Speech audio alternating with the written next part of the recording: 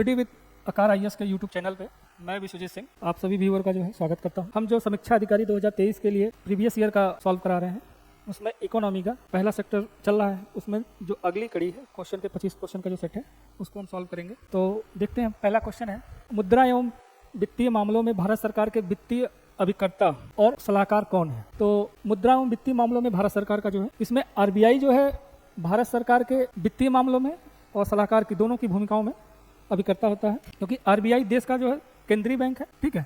और ये इसका जो गठन हुआ था आरबीआई का, वो वर्ष 1926 में हिल्टन यंग समिति की अनुशंसा पर इसकी स्थापना किया गया था। और भारतीय रिजर्व बैंक 1 अप्रैल 1935 को इसकी स्थापना की गई थी। और इसका जो राष्ट्रीयकरण किया गया था 1 जनवरी 1949 को इसका राष्ट्रीयकरण किया गया था। मुद्रा एवं जो वित्तीय मामलों में ये भारत सरकार का अभिकर्ता एवं सलाहकार होता है, क्योंकि ये इसको कहा जाता है कि बैंकों का बैंक बोला जाता है। हिसाब से इसका आंसर हो जाएगा आपका सी। नेक्स्ट क्वेश्चन देखते हैं। इसमें कथन दिए गए हैं, तो अभिकथन है इसका कि ऑपरेशन ट्विस्ट के अंतर्गत आरबीआई एक ही समय में अल्पकालीन प्रतिभूतियों को बेचकर दीर्घकालीन प्रतिभूतियों को खरीदता है, और इस ऑपरेशन का मुख्य उद्देश्य दीर्घकालीन निवेश को बढ़ाना है। तो ये कारण कह रहा है कि ये कारण है, और ये इसका कथन है।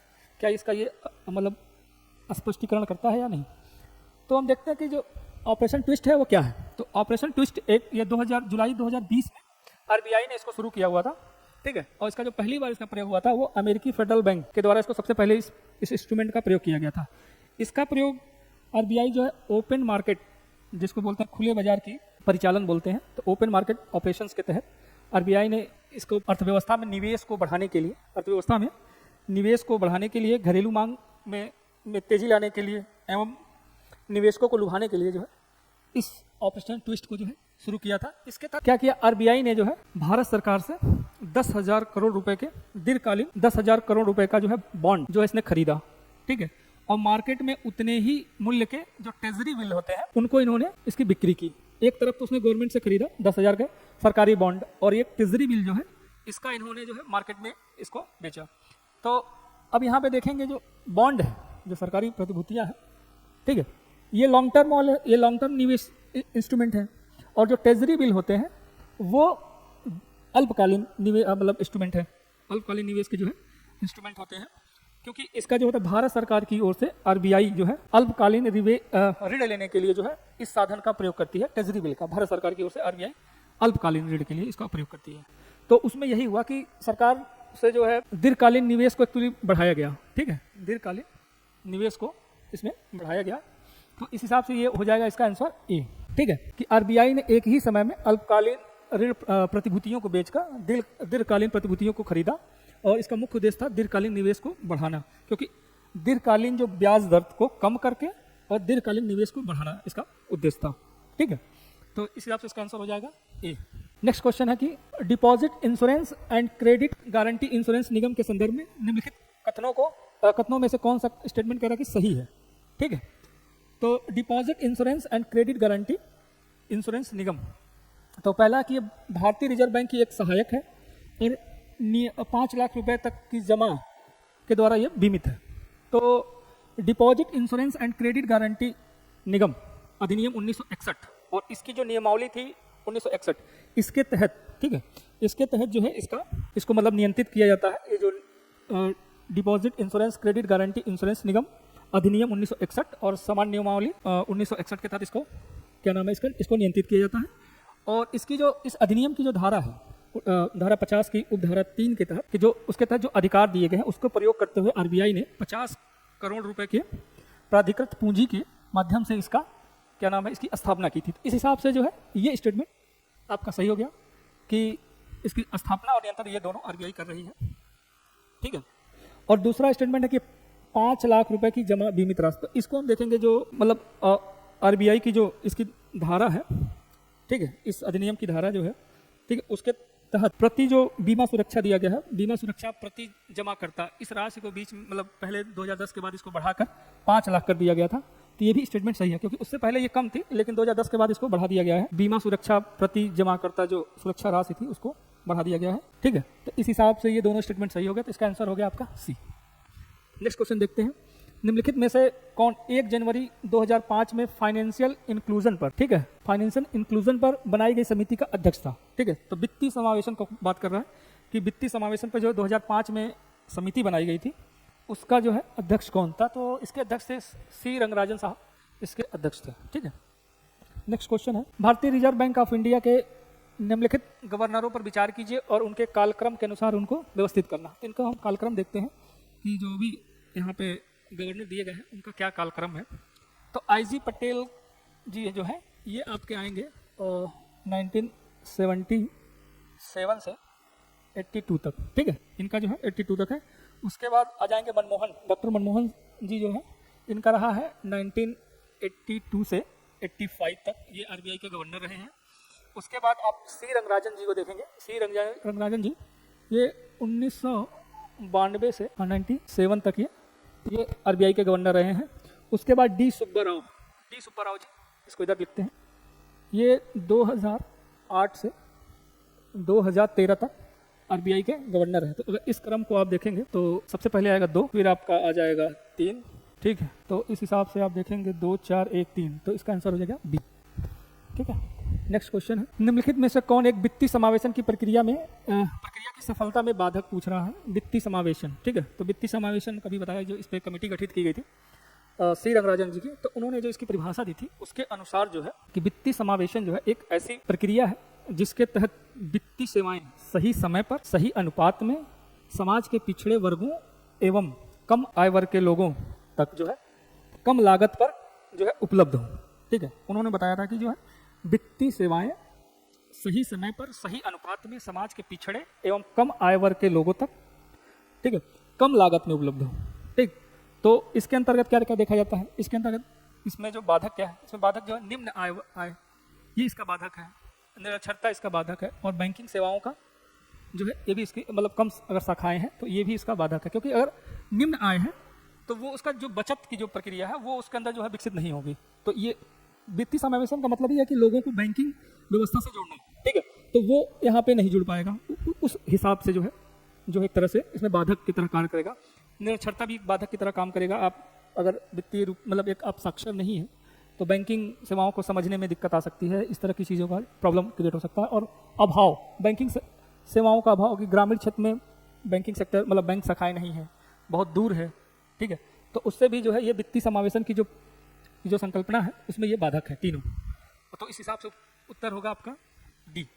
नेक्स्ट क्वेश्चन देखते हैं, निम्नलिखित कथनों पर विचार कीजिए कि जीएसटी परिषद की अध्यक्षता संघ वित्त मंत्री करते हैं और केंद्र के राजस्व या वित्त के प्रभारी राजस्व मंत्री इसके सदस्य होते हैं। जीएसटी कह रहा कि जीएसटी परिषद कर दर से छूट वाली वस्तुओं के बारे में निर्णय करेगी और नई कर नीति की देहली का निर्धारण करेगी, और राज्य सरकार के पास बैठ उगाही का विकल्प होता है। तो पूछा कि इसमें से कौन सा सही है जीएसटी के संबंध में। तो जीएसटी हम लोग जानते हैं कि जीएसटी आपका 101वें संविधान संशोधन द्वारा 2017 में इसको लाया गया था, और इसके तहत जो है संविधान में आर्टिकल 279A जो है जोड़ा गया था। तो इसके अंतर्गत क्या किया गया था कि जीएसटी परिषद का जो अध्यक्ष होते हैं वो संघ के वित्त मंत्री ही होते हैं, और जो इसके सदस्य में केंद्र के राजस्व या वित्त के प्रभारी राज्य मंत्री इसके सदस्य होते हैं। ठीक, और इस जो परिषद होती है उसी को जो है कि कौन सी वस्तुओं को जो है छूट दी जाएगी इसके बारे में निर्णय, कोई नई नीति बनानी है तो उससे संबंधित निर्णय भी वही करती है। इस हिसाब से दोनों स्टेटमेंट ये सही हो गए।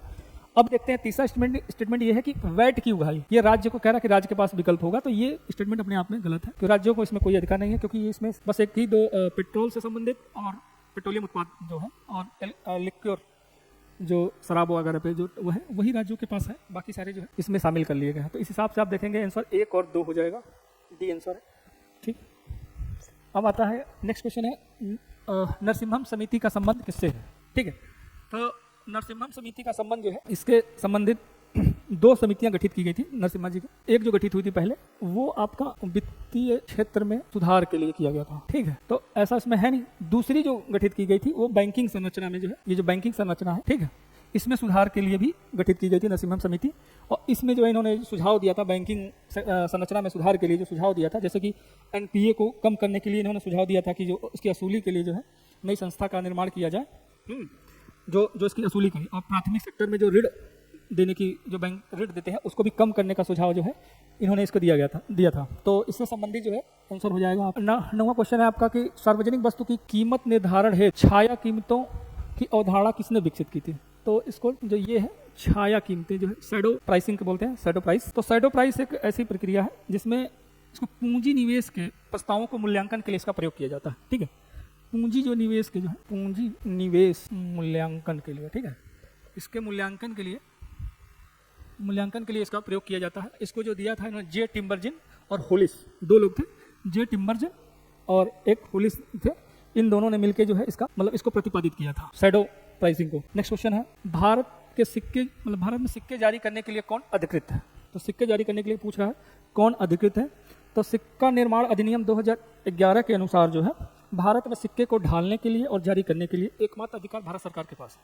ठीक है, तो और लेकिन इसका जो भारतीय रिजर्व अधिनियम जो है, भारतीय रिजर्व अधिनियम के अनुसार, भारतीय रिजर्व बैंक अधिनियम के अनुसार अगर देखेंगे तो उसका जो परिचालन है वो आरबीआई के पास होता है। ठीक है, परिचालन तो आरबीआई के पास होता है, लेकिन ढालने और जारी करने का अधिकार भारत सरकार का होता है। तो भारत सरकार की ओर से वित्त मंत्रालय ही इसका कार्य करती है इसके लिए। अभी 11वां क्वेश्चन है कि निम्नलिखित में से कौन सा किसान क्रेडिट कार्ड की स्कीम से आच्छादित है? तो किसान क्रेडिट कार्ड स्कीम से आच्छादित है। तो किसान क्रेडिट कार्ड, इस पर काफ़ी क्वेश्चन हमने पहले भी हम लोग कर चुके हैं, तो इसको देखेंगे तो आपको पता ही है।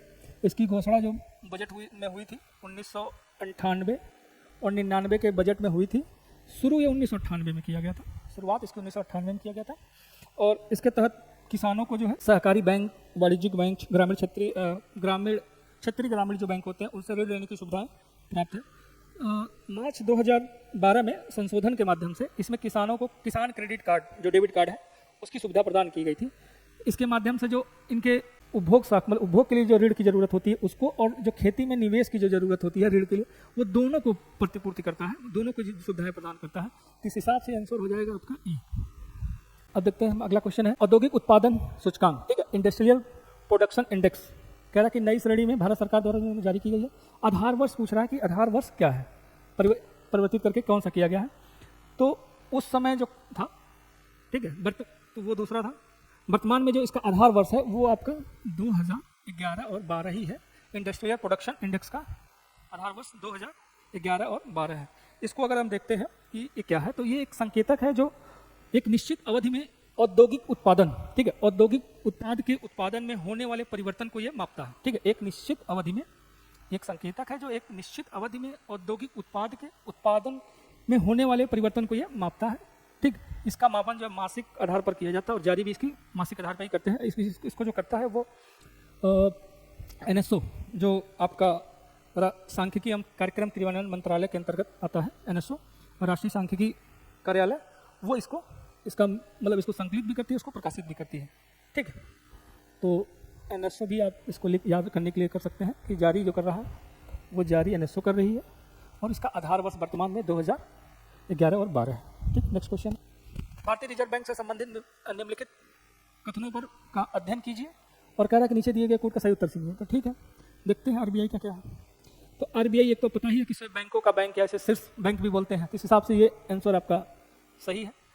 दूसरा है कि यह मुद्रा आपूर्ति को नियंत्रित करता है। तो आरबीआई जो है मॉनेटरी पॉलिसी, जो मौद्रिक नीति के माध्यम से अर्थव्यवस्था में जो मुद्रा की तरलता है उसको ये नियंत्रित करती है, आपूर्ति को ये नियंत्रित करती है। इस हिसाब से भी ये क्वेश्चन सही है, स्टेटमेंट सही है। यह व्यापारिक घरानों को ऋण प्रदान करता है। तो ये हम जानते हैं कि ये आरबीआई सिर्फ भारत सरकार का बैंक है और बैंकों का ये बैंक है। ये किसी भी व्यक्ति को या किसी भी औद्योगिक घराने को ये ऋण उपलब्ध नहीं कराती है, इस हिसाब से ये स्टेटमेंट गलत है। यह नाबार्ड के कार्यों का पर्यवेक्षण करता है। तो ये भी स्टेटमेंट अपने आप में सही है, क्योंकि ये मतलब नाबार्ड के कार्यों का ये निरीक्षण करती है, तो इस हिसाब से सही है। तो आप देख सकते हैं आंसर हो जाएगा आपका डी। नेक्स्ट क्वेश्चन है, निम्नलिखित उपायों पर विचार करें और जिन्हें आरबीआई अर्थव्यवस्था में मुद्रास्फीति को नियंत्रित करने के लिए प्रयोग में लाती है। तो आरबीआई जो है मुद्रास्फीति को नियंत्रित करने के लिए मौद्रिक नीति का सहारा लेती है। तो मौद्रिक नीति के तहत अब देखते हैं कि मौद्रिक नीति के तहत वो कौन कौन से साधन है जिसका उपयोग ये करती है। तो मौद्रिक नीति के तहत आरबीआई जो है इसमें आपका आएगा बैंक दर में वृद्धि के माध्यम से, इसमें नगद आरक्षी अनुपात में वृद्धि, जिसमें आपका इसमें CRR, SLR ये सब आते हैं। इसका सावधि तरलता अनुपात, जिसको हम उसको बोलते हैं मार्जिनल स्टैंडर्ड फैसिलिटी, SF बोलते हैं ना, मार्जिनल MSF बोलते हैं, MSF मार्जिनल स्टैंडिंग फैसिलिटी बोलते हैं, ये भी आती है। प्रतिभूतियों का क्रय, ठीक है, प्रतिभूतियों का क्रय नहीं आएगा, ये विक्रय आएगा। प्रतिभूतियों का क्रय जो ओपन मार्केट ऑपरेशंस हैं उसमें भारत सरकार की ओर से आरबीआई जो है प्रतिभूतियों का खरीद और बिक्री करती है, तो उसमें ये आपका क्रय नहीं आएगा, क्योंकि मुद्रा को नियंत्रित करने की बात आ रही है, तो वहाँ पे ये बिक्री होनी चाहिए। ठीक है, तो विक्रय का होना चाहिए। तो इस हिसाब से स्टेटमेंट ये गलत हो जाएगा और आपका आंसर हो जाएगा 1, 2, 3। नेक्स्ट है, कृषि क्षेत्र का शीर्ष बैंक कौन है? तो कृषि क्षेत्र का शीर्ष बैंक हमें बताइए। कृषि क्षेत्र का जो शीर्ष बैंक है वो नाबार्ड है। नाबार्ड जो है कृषि क्षेत्र में ऋण जो है उपलब्ध कराने के लिए शीर्ष बैंक है। वो इसे जो भी जैसे राज्य भूमि विकास बैंक है, क्षेत्रीय ग्रामीण बैंक है, सहकारी बैंकें हैं, उनको ये क्या नाम है, पुनर्वित्त सुविधाएं उपलब्ध कराती है और उसके माध्यम से कृषि क्षेत्र में ऋण को प्रदान करती है। तो इसलिए इसका आंसर हो जाएगा आपका सी। अब 16वां आंसर है, मुद्रास्फीति अर्थव्यवस्था के निम्नलिखित वर्ग हेतु लाभकारी है। ठीक है, कह रहा है कि मुद्रास्फीति अर्थव्यवस्था में किस वर्ग के लिए लाभकारी है? तो मुद्रास्फीति पहली बात क्या है? तो मुद्रास्फीति का अर्थ ये होता है कि बाजार में जो है वस्तु और सेवाओं के मूल्य में होने मतलब निरंतर वृद्धि को संदर्भित करता है मुद्रास्फीति। ठीक है, कि बाजार में वस्तु और सेवाओं की कीमतों में लगातार वृद्धि हो रही है। उसका मतलब ये है कि मुद्रा मतलब वस्तु और सेवाओं के मूल्यों में अगर वृद्धि हो रही है तो जो रुपए मुद्रा की जो क्रय क्षमता है वो कम हो रही है। ठीक है, तो मुद्रा की अगर क्रय क्षमता कम हो रही है तो उससे क्या होगा कि जो उपभोक्ता है, ठीक है, उसको हानि होगी। ठीक है, यहाँ लिख लेते हैं, उपभोक्ता को हानि होगी। ठीक है, जो ब्रांड और प्रतिभूतियों में निवेशक हैं, ठीक है, इनको हानि होगी। जो देनदार है मतलब जो ऋण देने वाला है, ठीक है, देनदार है, इसको जो है क्या होगा, इसको भी हानि होगी। लेकिन जो लाभकारी कौन होगा? लेनदार, जो ऋण लेने वाला है वो इसको जो है लाभ की स्थिति में होता है। इस हिसाब से आंसर हो जाएगा इसका ए। 17वां क्वेश्चन है, मौद्रिक नीति क्या है?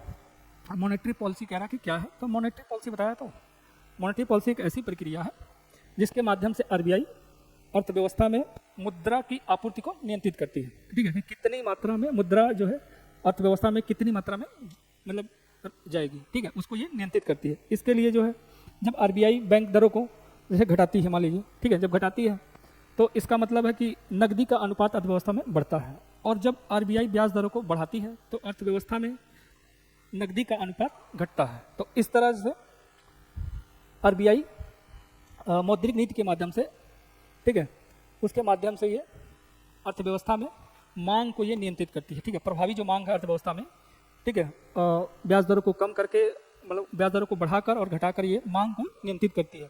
तो इसलिए ये आंसर हो जाएगा आपका डी। करा कि किस भारतीय व्यावसायिक बैंक ने सबसे पहले चलती फिरती एटीएम सेवाएं प्रारंभ की? मतलब मोबाइल एटीएम की बात कर रहा है कि किस भारतीय बैंक ने सबसे पहले इसको चालू किया था?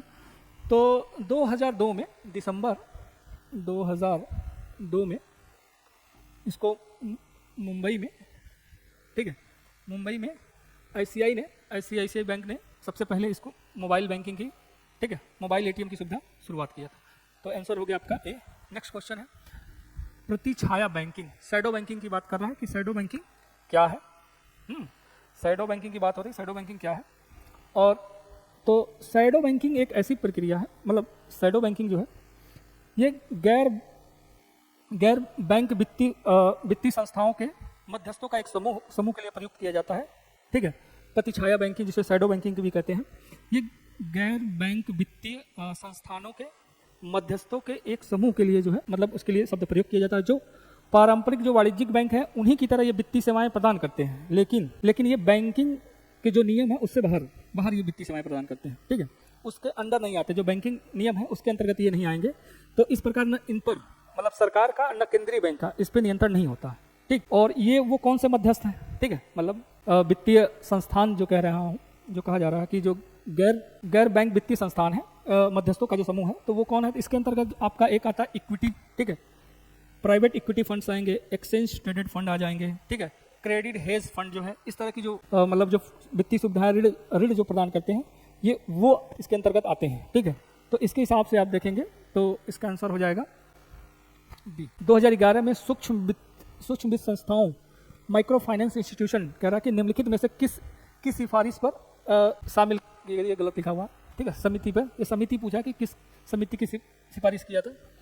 तो अगर 2011 की बात कर रहा है तो 2010 और 11 में, ठीक है, माइक्रो जो सूक्ष्म वित्त, इनको बोलते हैं माइक्रो फाइनेंशियल इंस्टीट्यूशन, सूक्ष्म वित्तीय संस्थानों के द्वारा जो ऋण की असूली में जो अनुचित जो व्यवहार के करने के कारण जो है कुछ किसानों ने आत्महत्याएं कर ली थी। ठीक है, उसके बाद आरबीआई ने मतलब सूक्ष्म वित्तीय क्षेत्र की जो है सूक्ष्म वित्त क्षेत्र के लिए यहाँ पे अध्ययन के लिए जो है वाईएच मालेगम समिति की मतलब गठित किया गया था, आरबीआई ने गठित किया था, और जो इस क्षेत्र का अध्ययन करे और उस पर जो है सुझाव दे। ठीक, तो इस हिसाब से इसका आंसर ए है। नेक्स्ट क्वेश्चन देखते हैं।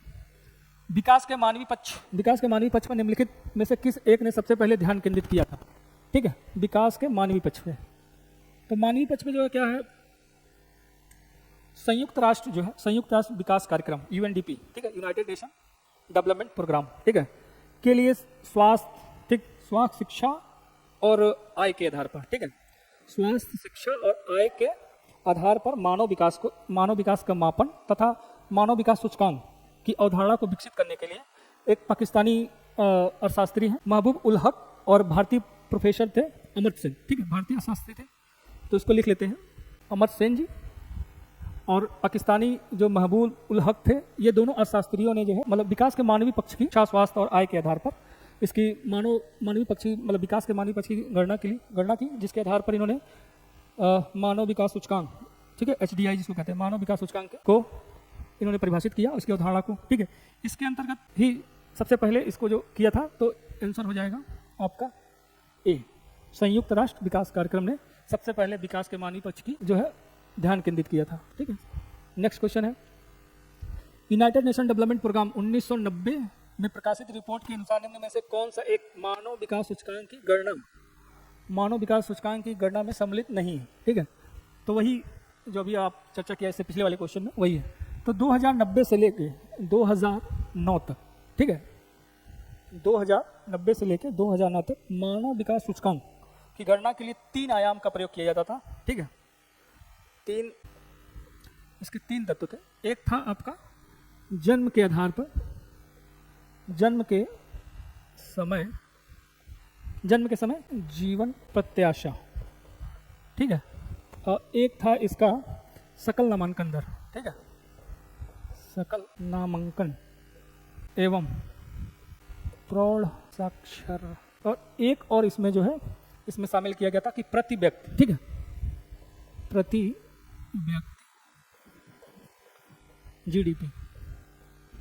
व्यक्ति जीडीपी सकल घरेलू उत्पाद, प्रति व्यक्ति सकल घरेलू उत्पाद किसके आधार पे? पीपी के आधार पर, ठीक है, पीपी के आधार पर जो है प्रति व्यक्ति जीडीपी। तो इसमें परचेजिंग पावर पैरिटी इसको बोलते हैं। इसके आधार पर ये 3 पैरामीटर थे जिसके आधार पे इसकी गणना होती थी। तो आप प्रति व्यक्ति आय देख सकते हैं और जीवन प्रत्याशा साक्षरता आ जाएगा आपका।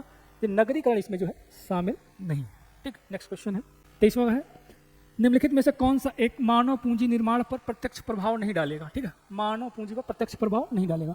तो मानव पूंजी निर्माण है क्या? तो मानव पूंजी का अर्थ ये है कि तकनीकी दृष्टि से प्रशिक्षित एवं कुशल श्रम से, इसका सामान्य एक आशय यही है मानव पूंजी से कि तकनीकी दृष्टि से प्रशिक्षित और कुशल श्रम, ठीक है। इसमें क्या कि मानव संसाधन को मानव पूंजी में बदलने के लिए मानव पूंजी में निवेश किया जाता है, ठीक है। तो मानव पूंजी में निवेश का मतलब क्या कि शिक्षा और प्रशिक्षण, ठीक है, हाँ। और दूसरा है कि इसके माध्यम से क्या होगा, प्रशिक्षण के माध्यम से इसमें ज्ञान और कुशलता, ठीक है, उनमें क्या आएगा कि ज्ञान एवं कुशलता प्राप्त होगा, ठीक है, ज्ञान और कुशलता प्राप्त होगी। दूसरा है कि अगर अच्छा स्वास्थ्य पे निवेश, अच्छा स्वास्थ्य होगा तो उनकी उत्पादकता, ठीक है, उनकी कार्य करने की जो क्षमता है यानी कि उत्पादकता उनकी बढ़ जाएगी, इससे उनकी आय भी बढ़ेगी। तो इस आधार पर हम कह सकते हैं कि किसी भी देश की, ठीक है, किसी भी देश के मानव संसाधन को शिक्षा, स्वास्थ्य और प्रशिक्षण के माध्यम से विकसित करना जो है मानव पूंजी है। और इस प्रक्रिया को क्या कहते हैं? इस प्रक्रिया को हम पूंजी निर्माण कहते हैं। तो कहना कि प्रत्यक्ष रूप से प्रभाव नहीं डालेगा, तो क्या नहीं डालेगा भाई? शिक्षा डालेगा, चिकित्सा आपने देखा डालेगा, प्रशिक्षण डालेगा, ये जो है ये आपका नहीं डालेगा, ठीक है। तो इस हिसाब से, ठीक है, इस हिसाब से आंसर है आपका 23 का। नेक्स्ट क्वेश्चन है, निम्नलिखित में से किसने सकल राष्ट्रीय सुख को प्रगति का सूचक माना है, ठीक है। तो इसमें 1972 में जो तत्कालीन भूटान के, इसका आंसर भूटान है, तो भूटान के जो प्रधानमंत्री राजा थे, ठीक है, राजा थे जिंगमे सिंगमे वांगचुक करके नाम था उनका। उन्होंने राष्ट्रीय मतलब राष्ट्रीय प्रगति को मापने के लिए सकल राष्ट्रीय सुख को इन्होंने इसको सूचक माना, इसको मतलब सूचकांक के तौर पे इसको यूज किया, ठीक है। और इसमें क्या किया इन्होंने, इसके 3 आयाम जो है इन्होंने इसमें शामिल किए जाते हैं। एक होता है कि जीवन संतुष्टि, ठीक है। दूसरा आपका है संभावित आयु, ठीक है, उसको आप यूं कह सकते हैं, जीवन प्रत्याशा भी कह सकते हैं, ठीक है। तो जीवन प्रत्याशा ही लिखिए, जीवन प्रत्याशा, और एक है पर्यावरण।